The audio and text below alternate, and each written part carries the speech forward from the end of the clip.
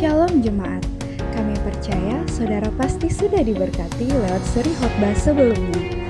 Tiba saatnya kita mengikuti seri khotbah terakhir yang akan disampaikan oleh Pendeta Robert Slining. Selamat menyaksikan dan Tuhan Yesus memberkati saudara. Shalom Tuhan, tidak terasa kita telah tiba pada hari yang ketujuh di dalam renungan malam Minggu Sengsara Yesus. Di bawah tema umum Via Dolorosa, Jalan Penderitaan Yesus. Senang menjumpai saudara kembali dan saya percaya saudara sedang diberkati ketika hatimu terbuka. Dan kita mulai mendengar sebuah pujian yang indah bagi kemuliaan nama Tuhan. Izinkan dia bertakhta di atas pujian tersebut. Ketika hatimu terbuka, Allah akan memberkati saudara dengan hati yang gembira. Karena firman Allah berkata hati yang gembira adalah obat yang manjur. Mari kita dengar pujian tersebut.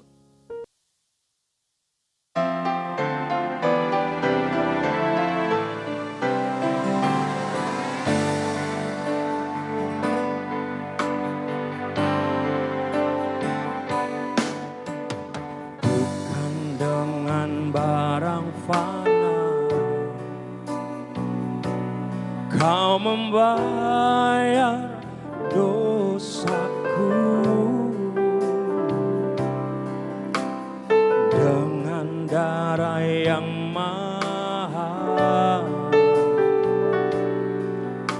tiada noda dan celah. Bukan dengan emas perak Kau menebus diriku, oleh segenap kasih dan pengorbananmu, ku telah mati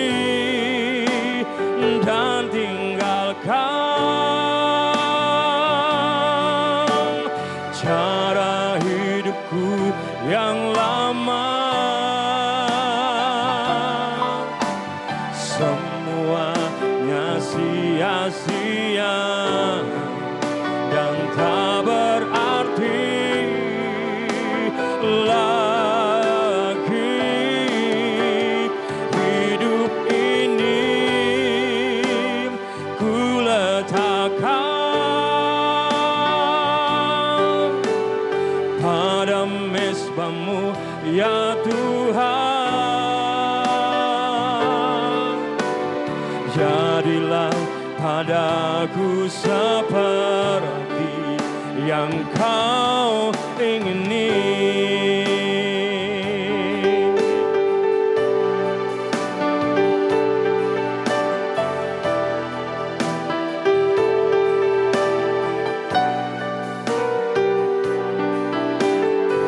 Terima kasih Tuhan buat pengorbanan bagi kami.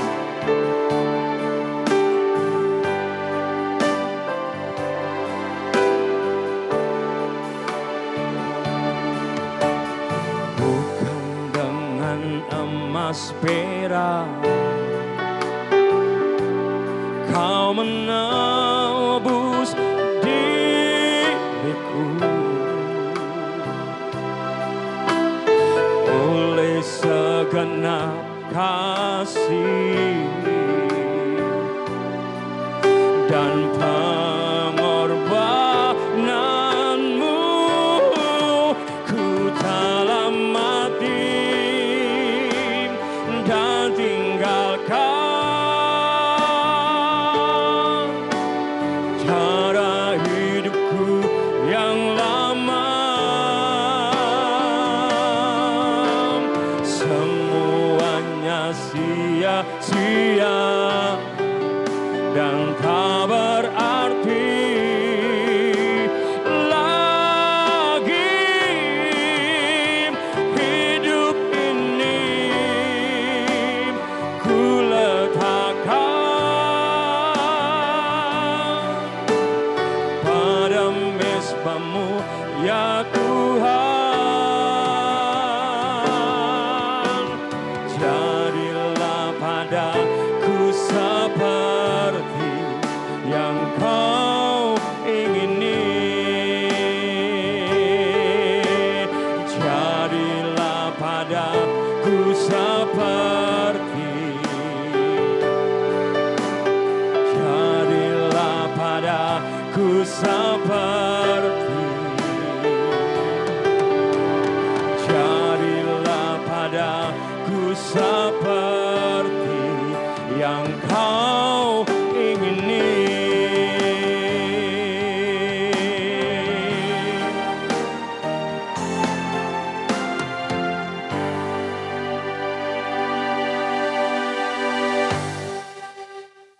Haleluya, kiranya saudara telah diberkati dengan pujian yang telah dinyanyikan bagi kemuliaan nama Tuhan.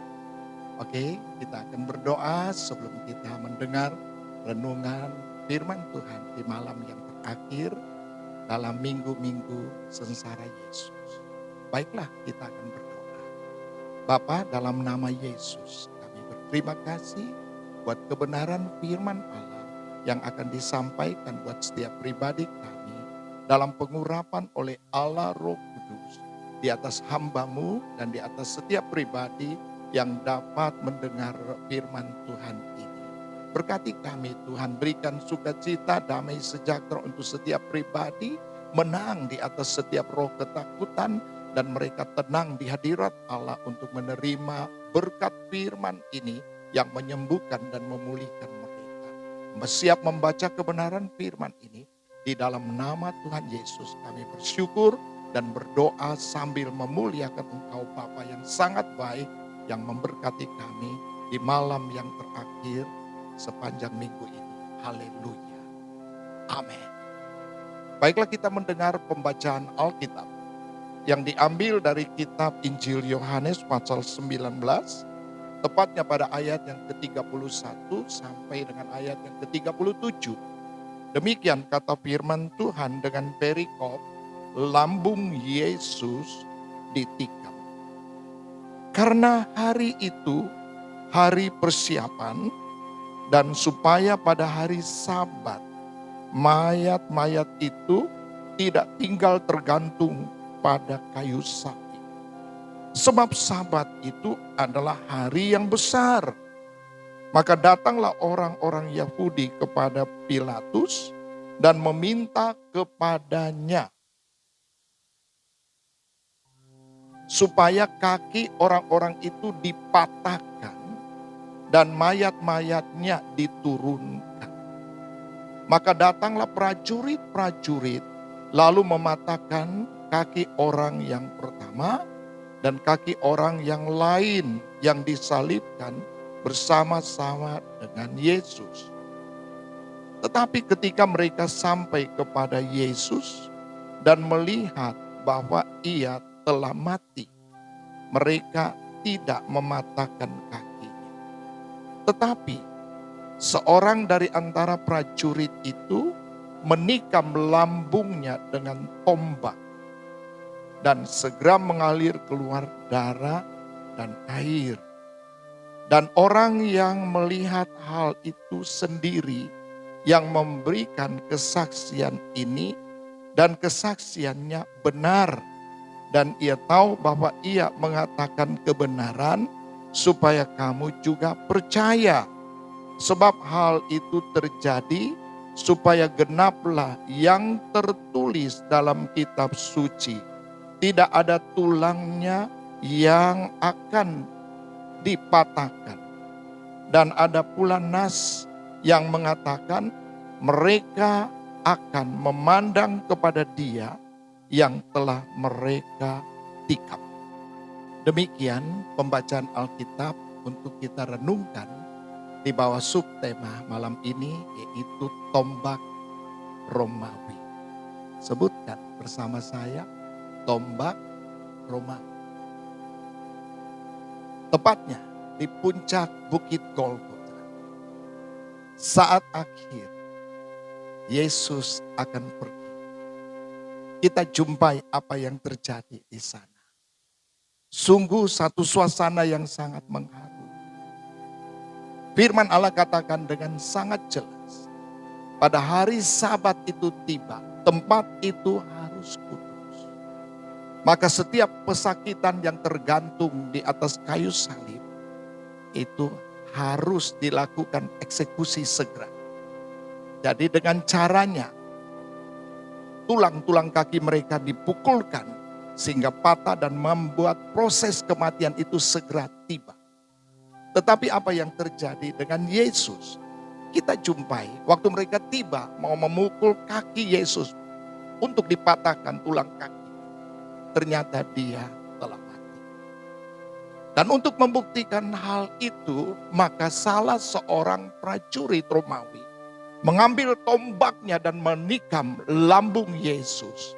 Dan firman Allah berkata, saat itu cairan dan darah mengalir keluar.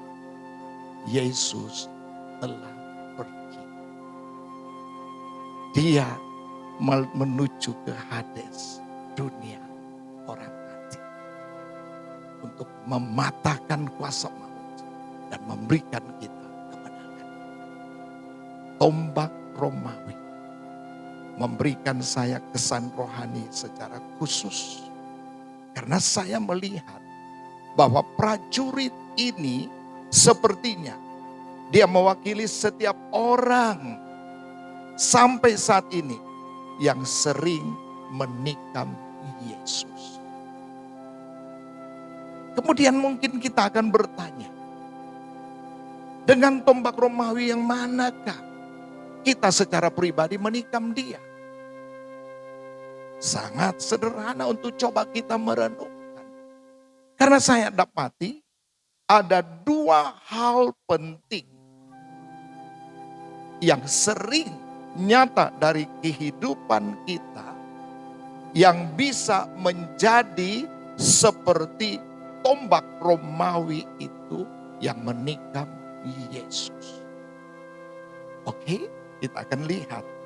Yang pertama, di dalam kitab Kolose pasal 3 ayat yang ke-17. Saya akan membaca. Dan segala sesuatu yang kamu lakukan dengan perkataan atau perbuatan, lakukanlah semuanya itu dalam nama Tuhan Yesus, sambil mengucap syukur oleh Dia kepada Allah Bapa kita. Apa yang sedang saudara perhatikan dari ayat ini? Yang saya dapati dua hal itu. Yang pertama yaitu perkataan, dan yang kedua adalah perbuatan. Perkataan, firman Allah katakan dengan sangat jelas, yaitu hindarilah perkataan yang kotor. Karena perkataan ini yang kita ucapkan sebagai orang percaya, kita sedang menikam dia. Seperti prajurit Romawi itu menikam dia dengan tombak itu. Mari kita jumpai, dan saya akan membaca di dalam kitab Efesus pasal 4 ayat yang ke-29. Janganlah ada perkataan kotor keluar dari mulutmu, tetapi pakailah perkataan yang baik untuk membangun di mana perlu, supaya mereka yang mendengarnya beroleh kasih karunia. Ini jelas sekali firman Tuhan menasihati kita sebagai umat ketebusannya yang telah diubahkan oleh Roh Kudus menjadi ciptaan yang baru. Berarti yang lama itu sudah berlalu. Kalau yang lama itu sering kita ucapkan dari mulut ini perkataan-perkataan yang kotor, yang melukai hati orang dan mendukakan Tuhan. Kita sedang menikam dia secara pribadi, saudara. Dan ketika kita diubahkan menjadi manusia yang baru, kita menggunakan perangai hidup yang baru. Tentunya dari mulut ini perkataan-perkataan kita sifatnya memberkati orang. Sehingga orang seperti menemukan kasih karunia Allah di dalam perkataan kita yang olehnya kita telah diubah oleh Roh Kudus itu. Justru itu pada malam ini, saudara perhatikan dengan baik. Firman Allah katakan dengan sangat jelas lagi di dalam kitab Yakobus pasal yang ketiga, ayat yang ke-9 sampai dengan ayat yang ke-10. Kita dengar kebenaran ini. Dengan lidah kita memuji Tuhan Bapa kita. Dan dengan lidah kita mengutuk manusia yang diciptakan menurut rupa Allah. Dari mulut Yang satu keluar berkat dan kutuk. Hal ini saudara-saudaraku tidak boleh demikian terjadi. Perhatikan saudara. Kitab Yakobus mengajar kita untuk bertumbuh menjadi dewasa di dalam Kristus. Karena tema khusus dari seluruh kitab Yakobus ini yang berisi 5 pasal. Itu berbicara buat kita tentang menjadi dewasa di dalam Kristus. Seorang yang dewasa di dalam Kristus, dia sangat menjaga lidah ini. Bahkan dia menyadari kalau Raja Daud saja pernah bermohon kepada Allah, awasilah mulutku dan jagalah percakapanku.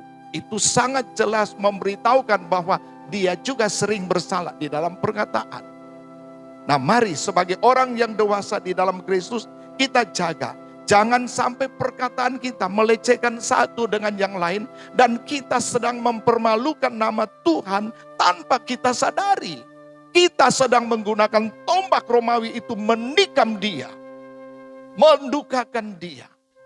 Dan firman Allah katakan dengan sangat jelas, di hari-hari terakhir, supaya jangan sampai kita mendukakan Roh Kudus itu.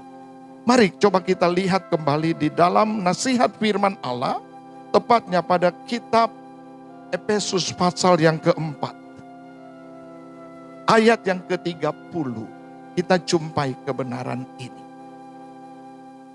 Dan janganlah kamu mendukakan Roh Kudus Allah yang telah memeteraikan kamu menjelang hari penyelamatan. Hari penyelamatan. Tanpa kita sadari, pergumulan hidup kita telah mencapai puncak, di mana Kristus akan datang kembali.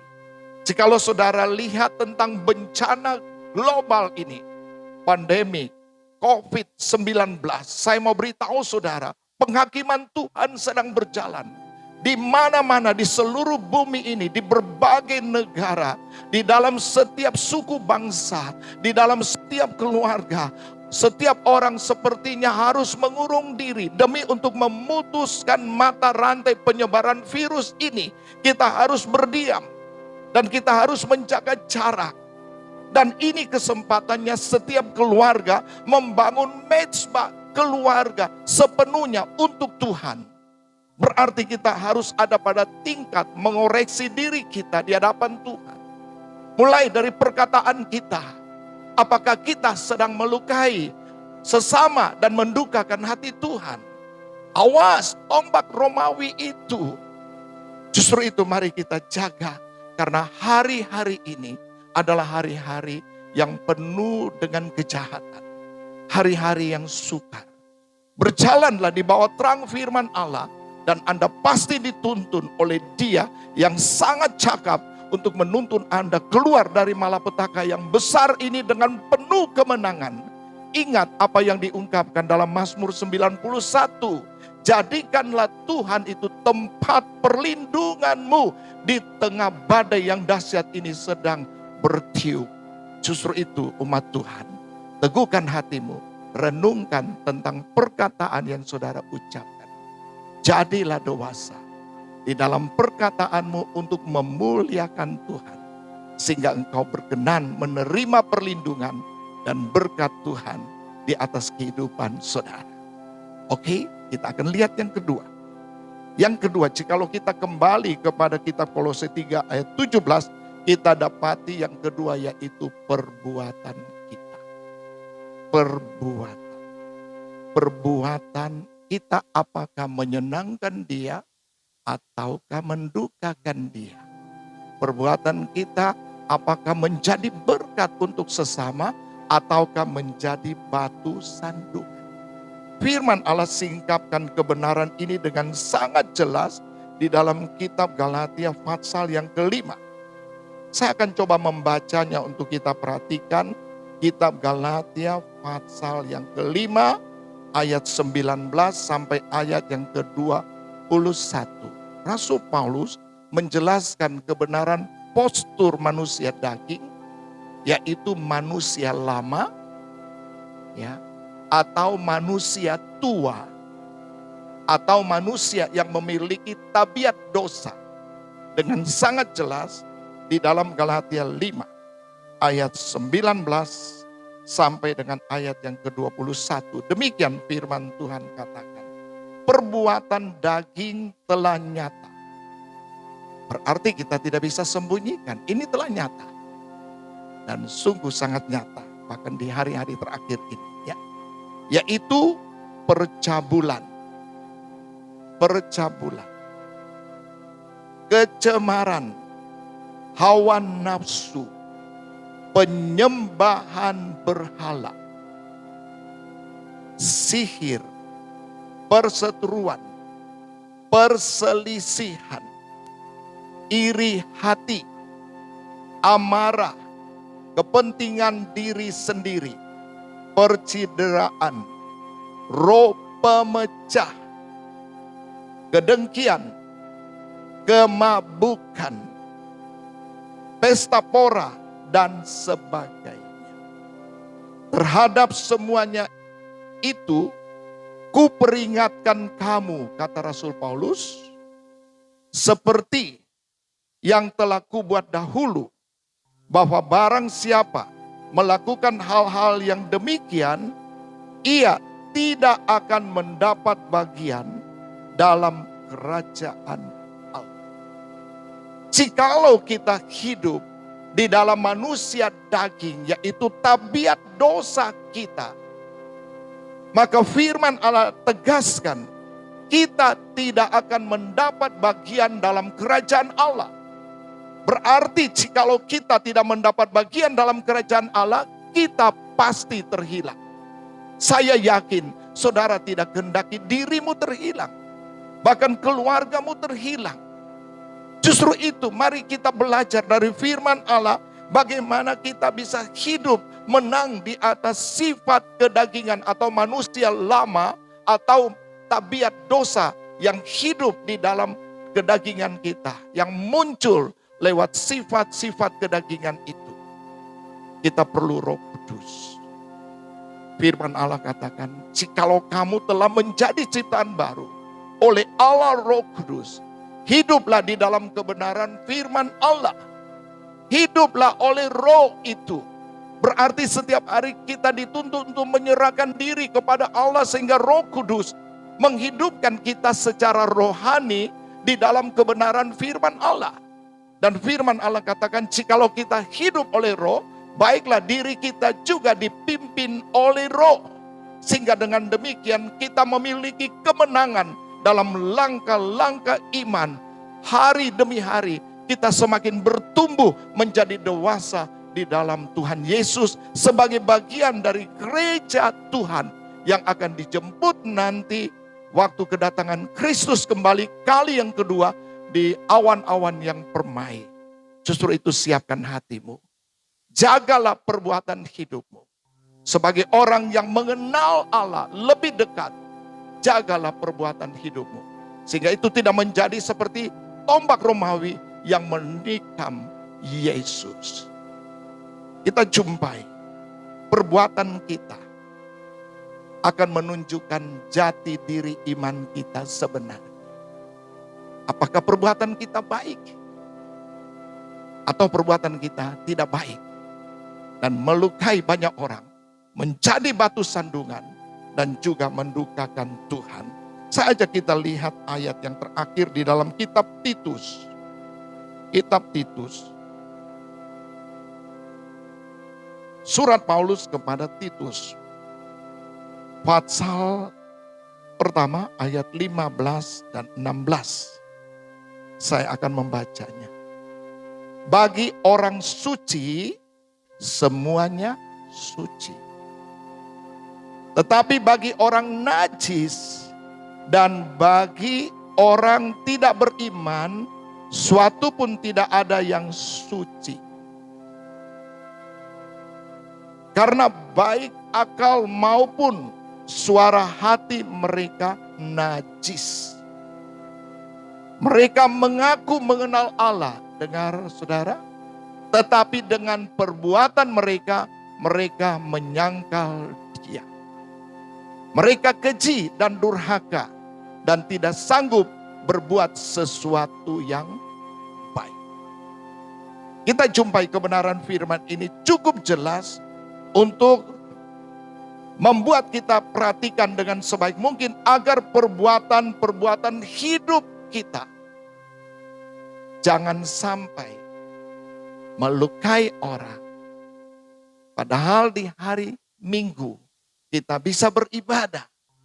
Dan sepertinya kita tampil dan berkata, saya adalah orang percaya yang mengenal Tuhan. Tetapi ternyata di satu sisi perbuatan-perbuatan saya sepertinya meletakkan saya pada posisi menyangkali Dia. Bagaimana mungkin kita orang Kristen bisa menjadi saksi? Jangan buat dunia mempermalukan Yesus lewat perkataan dan perbuatan kita. Jikalau saudara masih diberi kesempatan untuk kembali saat ini, jangan tunggu waktunya. Sebab kita tidak pegang nyawa hidup kita. Kita berserah untuk keputusan ilahi dalam perjalanan hidup ini. Lewat pandemi COVID-19, sudah berapa banyak puluhan ribu orang, bahkan mungkin ratus ribu orang yang menjadi korban tewas. Lalu dari sekian banyak yang tewas, saya sering bertanya, berapa banyakkah yang menuju ke surga dan berapa banyak menuju ke neraka? Umat Tuhan sekalian, tetapkan hatimu. Ketika Tuhan bersama engkau, jangan takut. Perlindungan Allah itu sangat nyata.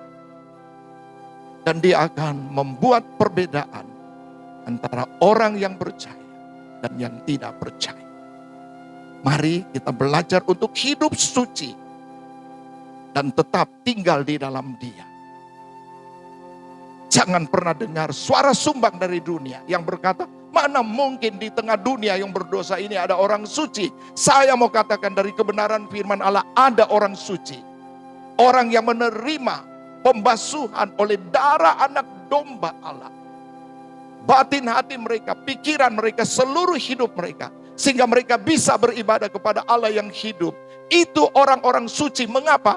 Karena alasan yang berikut. Yesus akan datang kembali untuk menjemput siapa? Pasti orang suci. Dan orang suci itu adalah gerejanya atau gereja Tuhan. Yang berasal dari berbagai suku bangsa. Berbagai denominasi gereja. Yang menerima Yesus dan percaya Dia adalah Tuhan dan Juru Selamat. Orang-orang ini ditebus. Justru itu jagalah dua hal penting dalam kehidupan kita. Perkataan, perbuatan kita. Jangan sampai itu seperti tombak Romawi yang menikam Yesus. Jangan dukakan. Undang Dia datang secara khusus dalam hatimu. Karena waktu yang Dia berikan bagi kita, jangan kita sia-siakan. Jangan cari yang lain lagi. Sudah waktunya semua harus kembali kepada firman Tuhan. Ke dalam jalan keselamatan. Karena Kristus pasti kembali. Teguhkan hatimu. Saya akan berdoa buat saudara malam ini. Dan jikalau ada yang susah, ada yang sakit, saya akan bawa saudara dalam nama Yesus. Saya yakin ada pertolongan. Bagaimana hatimu dengan Dia? Ini amat penting. Justru itu malam ini, rendahkan hatimu, berseru buat Dia. Di tengah situasi kondisi saudara yang mungkin mengalami tekanan dosa, Yesus ada. Dia dapat membersihkan saudara dari dosa dan kesalahan. Kiranya Tuhan menolong saudara. Baiklah, kita tundukkan kepala dan berdoa di hadapan Tuhan. Mari kita berdoa. Bapa, dalam nama Yesus Kristus, hamba berdoa memberkati setiap pribadi yang telah mengikuti renungan malam dari kebenaran firman ini. Tuhan, ampuni mereka kalau mereka berbuat kesalahan dan dosa. Sucikan mereka oleh darah Yesus Kristus dari semua kesalahan dan dosa. Dan dengar jeritan hati mereka, seruan doa mereka dari relung hati yang paling dalam dengan sungguh-sungguh. Tuhan, selamatkan mereka. Darah Yesus basuh mereka bersih Dan sebagai buktinya Engkau beri damai sejahtera, ketenangan, sukacita Allah penuhi mereka. Bahkan yang sakit dijamah dan disembuhkan, yang terbaring karena penyerangan virus ini, kekuasaan Allah terjadi dan mereka disembuhkan dalam nama Yesus. Mujizat Allah dinyatakan, yang susah dihiburkan, yang bimbang ditetapkan, dan setiap pribadi diberkati. Bahkan yang berkekurangan sungguh menikmati Allah sumber berkat bagi mereka. Terpuji Engkau Bapa, Bapa di surga. Hamba berdoa khusus untuk pemerintah daerah ini. Tuhan memberkati pemerintah daerah dengan semua jajarannya. Pemerintah kota dengan semua jajaran. Tuhan berkati juga para medis, dokter, perawat. Mereka sedang bekerja dengan sungguh-sungguh dan menghadapi kondisi yang terkadang mengandung riskan. Tuhan lindungi, Tuhan tolong, dan Tuhan sadarkan setiap masyarakat untuk mereka dapat berdiam di rumah demi pemutusan rantai penyebaran virus ini. Tuhan nyatakan kemuliaan-Mu dan berkati umat-Mu, berkati kota ini, lindungi kota ini dari hal-hal yang buruk. Bahkan jadikan kota ini sebuah contoh secara rohani untuk kota-kota yang lain di Indonesia. Tuhan berkati Indonesia, dan kami ingat kota ini telah dijamah secara khusus 400-an tahun yang lalu. Injil pertama kali diberitakan di Ambon untuk Indonesia. Tuhan perlihatkan kemuliaan-Mu. Ampunilah semua kesalahan dan dosa kami, dan kiranya kami berkenan untuk menjadi saksi Kristus bagi banyak orang. Indonesia dijamah dan dibasuh oleh darah Yesus. Tuhan jamah pemerintah pusat dan semua jajarannya. Tuhan berikan hikmat, kekuatan, kesehatan, dan tolong semuanya biar nama Tuhan dipermuliakan. Terima kasih Bapa. Hamba serahkan seluruh dunia di dalam tangan Allah yang Maha Kuasa. Berbagai negara, berbagai kota, berbagai suku bangsa, setiap pribadi yang mengalami penyerangan virus ini, yang terbaring di ruang isolasi, dan setiap keluarga yang sedih karena mereka merasa sungguh mengasihi orang-orang keluarga mereka yang menjadi korban, tapi mereka tidak mungkin dapat mendekatinya karena virus ini. Tuhan berikan penghiburan, berikan kekuatan, berikan pengharapan bahwa di dalam Yesus masih ada jalan keluar. Tuhan Yesus tampillah, nyatakan kemuliaan-Mu. Injil-Mu sedang diberitakan lewat semua situasi ini. Firman Allah sedang disampaikan, dan firman Allah yang disampaikan tidak akan kembali dengan sia-sia, tapi akan nyata kemuliaan kuasa Injil itu untuk menyelamatkan banyak jiwa. Terima kasih Bapa, hamba memberkati setiap pribadi di dalam nama Bapa, Anak, dan Roh Kudus sambil memuliakan Engkau yang sudah menyertai kami sepanjang 1 minggu dalam merenungkan kebenaran firman. Di tengah minggu sengsara Yesus, kami boleh duduk tenang bersama keluarga dan menikmati sajian firman Allah ini. Terpuji Engkau Bapa, dalam nama Yesus hamba berdoa. Haleluya. Amin. Amin. Saya percaya saudara sudah diberkati Tuhan. Teguhkan hatimu, Tuhan ada bersamamu. Tetap melakukan perjalanan iman dan jaga perkataan perbuatanmu supaya memuliakan Tuhan. Puji Tuhan. Kiranya Tuhan memberkatimu, dan sampai di sini perjumpaan kami. Doa saya, Tuhan bersertamu. Haleluya. Shalom.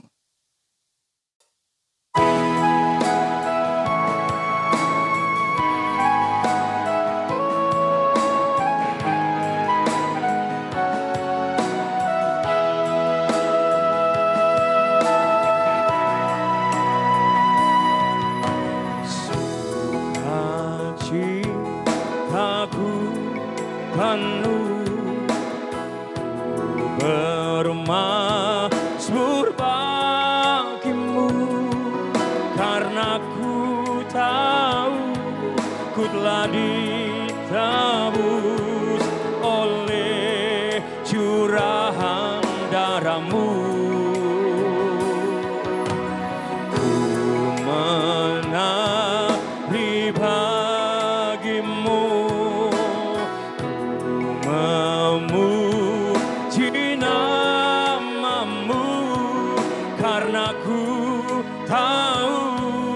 ku berkemenangan oleh curahan darah-Mu.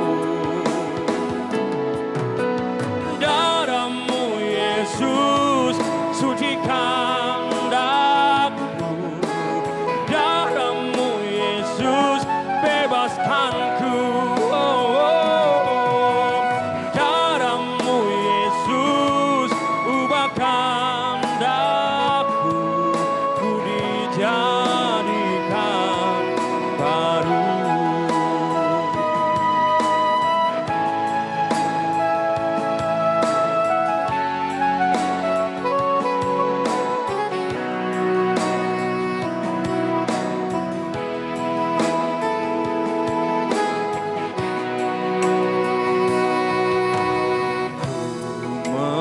Menari bagimu, ku memuji nama-Mu, karena ku tahu ku berkemenangan oleh curahan darah-Mu.